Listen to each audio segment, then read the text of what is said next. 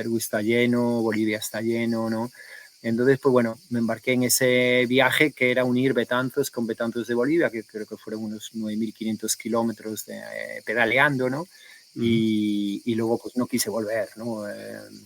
Me fui a la selva, me bajé a la selva desde allí y fui ya como de oca en oca, ¿no? Por decir así. Pero bueno, fue un viaje muy bonito, hermanamos el pueblo, me hicieron hijo ilustre, mil anécdotas por allí, me recibió el ministro de Justicia allí en Sucre. Bueno, fue una noticia sonada en ambos pueblos y lo bonito es que, bueno, hace poco fui a las fiestas al pueblo y había una comitiva de Betanzos de Bolivia, ¿no? Y me invitaron un poquito a pasar el día allí en los Caneiros y ver que, bueno, que hay cosas que has iniciado, que has creado y que han llevado a algo, ¿no? Y a mover otro tipo de relaciones como es entre los dos únicos pueblos que son homónimos en el mundo, ¿no? Con muchas anécdotas y cosas que hay detrás. Qué bien, qué bueno. Y este es el primero de los viajes que enumeras en el libro, precisamente el de Selvas y Montañas, que lo tengo por aquí, para que lo vea la gente. El primero de los viajes hasta el año 2000, porque este es un libro creo que se publicó en el año 2000 o 2001, tengo por aquí. Y aquí ya narras otro viaje que es el de Filipinas, Malasia, Indonesia y Papua Occidental. Esto, ¿cómo surgió este viaje? ¿Qué es lo que te apasionaba de esto? Otra vez era conocer los indígenas de la zona, poco todo la cultura, la tradición, no sé qué es lo que más te mueve de eso. Dijiste que te apasionaba ver a los indígenas porque es lo más natural o más cercano a vivir en armonía con la naturaleza. No sé si después de tantos viajes en los que más o menos habrás tenido contacto con la población, ¿sigue moviéndote eso o hay otras circunstancias? Bueno, sí, hay otras circunstancias a día de hoy también porque soy padre, ¿no? Tengo una hija de 10 años y, claro, pues tengo que acompañarla, ¿no? Y mostrarle el mundo, ¿no? O ayudarle a ver el mundo, ¿no?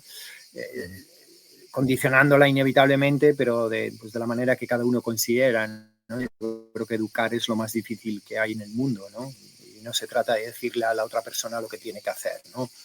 Pero sí que no se muera tampoco en el intento, ¿no? Yais ha venido ya conmigo con 3 años, ha hecho el trekking de los Annapurnas, ¿no? Dar la vuelta a los 8000, ¿no? Con 3 añitos encima de nosotros, ¿no? Evidentemente casi no caminaba, imagínate, ¿no? Y también, pues, tanto que vea eso como que vea Europa, ¿no? Como que vea el civismo que hay, la cultura del trash que hay en Europa, ¿no? Que no tienes que ir como aquí, cada vez que vamos a Barcelona al metro, pues hay un vigilante, un perro de seguridad, tienes que pagar, tienes que pasar por un ticket, ¿no? Ver dónde hay otros sitios que no, que tú coges el periódico, dejas el dinero y cualquiera puede coger los periódicos y el dinero y nadie se lo lleva, no tienes por qué pagar en el bus si no quieres, pero todo el mundo paga, ¿no? Entonces, bueno, desde esta Europa que tenemos ahí encima, ¿no? Muy adelantada a nivel social, hasta otros sitios que, bueno, pues que tiene que sobrevivir, como es Nepal o India, donde estuvimos meses por allí viajando con ella de pequeñita y donde, bueno, pues oye, vale todo con tal de sobrevivir uno, ¿no? Uno o su familia, ¿no? Entonces, bueno, yo entre este libro, bueno, había escrito unos capítulos de 2 libros previos, ¿no? Previamente y había hecho muchos viajes antes de ir a Papúa, ¿no? Y básicamente, pues, un par de vueltas al mundo, por decir así, casi siempre en medios, siempre sin billete de vuelta, nunca he tenido billete de ida y vuelta. Recuerdo bien mi primer billete de vuelta, ¿no? Que fue casi un trauma, ¿no? Fue como, ostras, tengo una fecha para volver de un destino, ¿no? Y eso tenía ya 30 y pico de años y fui consciente cuando lo vi, ¿no? Digo, no, que, wow, eso era impensable para mí, ¿no? No sabía cuándo iba a volver de un destino porque yo llevaba un papel en blanco, ¿no? Y abierto a la improvisación.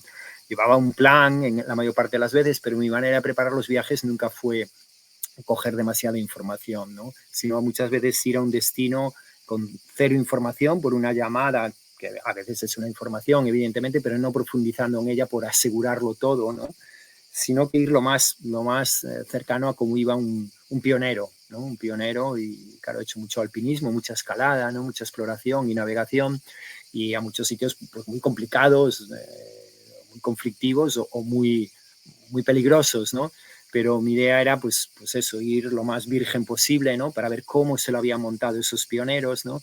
quizás después de digerir aquí, buscar información, charlar con personas que habían ido, documentarme bien y volver a ir, ¿no? Pero esa primera vez de ir sin prejuicios, ¿no? Sin tener una información, ¿no? Ni haber ido a través del viaje de otro, pues sea leyendo libros, documentales, guías de viaje, ¿no? Pues claro, ir lo más virgen posible de todo eso, ver tú el destino, ¿no? Yo creo que cada uno vamos con nuestro espejo, y si tú vuelves a ese viaje de los Annapurnas o cualquier otro, pues tú vas con tu espejo y tú ves tu India, tú ves tu Tíbet y yo veo el mío y otro verá el suyo, ¿no? Porque al final el mundo es un reflejo del mundo que tenemos dentro, ¿no? Y de cómo proyectamos con juicios mentales pues todo lo que vemos, ¿no?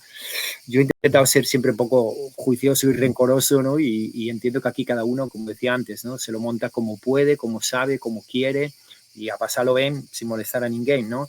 Entonces, vivir y dejar vivir, ¿no? Evidentemente hay cosas que son duras, hay cosas que te chocan y eso a mí me llevó a un activismo social y medioambiental desde muy temprana edad, ¿no? Casi desde que tengo uso de conciencia. Para mí defender a los niños, a los indígenas y a los animales o a los seres vivos, pues me parecía casi más prioritario que a mi propia especie, porque veía que éramos casi como el malo de la película, ¿no? O el dominante que podía destruir, arrasar, y entonces pues yo nunca me quise identificar con eso, siempre me he identificado con el débil, ¿no? Siempre he estado en las guerras de David contra Goliat, ¿no? Entender bien por qué, luego entendiendo mejor el por qué, ¿no? Pero bueno, antes de este libro y antes de ir a Papúa, que quizás es el sitio más exótico para alguien como nosotros, ¿no? Es el sitio menos conocido. Las personas no reciben noticias de Papúa, ¿no? No está. Todo lo que ocurra allí es por la puerta de atrás o ocurra allí y se queda allí, ¿no? Sin embargo, es el sitio más impactante que hay en el planeta Tierra para mí, ¿no? Tanto por la naturaleza, ¿no? Esa isla increíble, ¿no? Que es la quinta isla más grande del mundo, ¿no?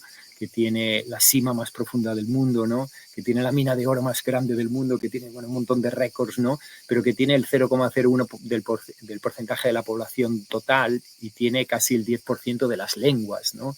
Entonces, claro, es un sitio muy sorprendente, ¿no? Muy difícil de viajar, ¿no? Te la juegas mucho en muchos sentidos, pero si quieres ir a lo más cercano a la edad de piedra, hay un libro de hecho del famoso Heinrich Harrer, ¿no? Que fue el de 7 años en el Tíbet y que se llama Vengo de la edad de piedra, en el que a principios de los 70 pues él vivió allí las primeras exploraciones, ¿no? Subió ese primer pico que es el más alto de Papuasia, ¿no?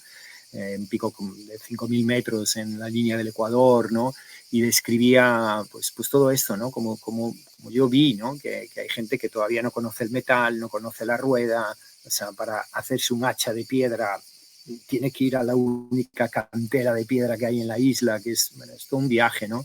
Entonces, bueno, Papúa pues fue una llamada profunda también, ¿no? Muy importante. Había pasado cerca porque había hecho un viaje en bicicleta de Europa a Australia, ¿no? Y ahí, claro, al pasar por Indonesia y luego saltar a Australia, a Darwin, pues bueno, te vas acercando, rocé Papúa, ¿no?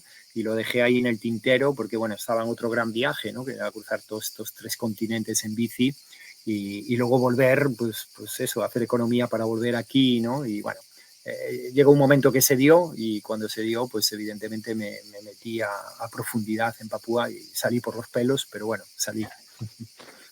Sí, porque eso es un poco lo que decías antes, ¿no? De que buscabas un poco el cielo y el infierno que estaba aquí en la Tierra, ¿no? Y el cielo lo encontraste porque narras sitios espectaculares y experiencias extraordinarias también, pero luego no romantizas absolutamente nada el viaje, que es un poco la gente que quiere hacer este tipo de cosas parece que solo ve el lado bonito, el lado bueno, pero también ya el libro empieza fuerte, que es como una enfermedad que te dio mucho la lata, ¿no? Y aparte, luego tuviste infecciones, tuviste parásitos, o sea, de todo. Y robos, estafas, un poco eso también hay que tenerlo en cuenta, ¿no? Porque si no te vas a llevar un chasco si vas a estos viajes. Y he de reconocer que, o sea, cuando narras el problema de la malaria, es que casi sientes los síntomas, ¿eh? O sea, es una pasada. Te felicito porque es muy difícil narrar eso y es que lo pones con todos los detalles y bueno, se nota que lo has experimentado a fondo en la enfermedad y que lo has sufrido y que saliste. Y ya, que como dices tú, casi de milagro, ¿no?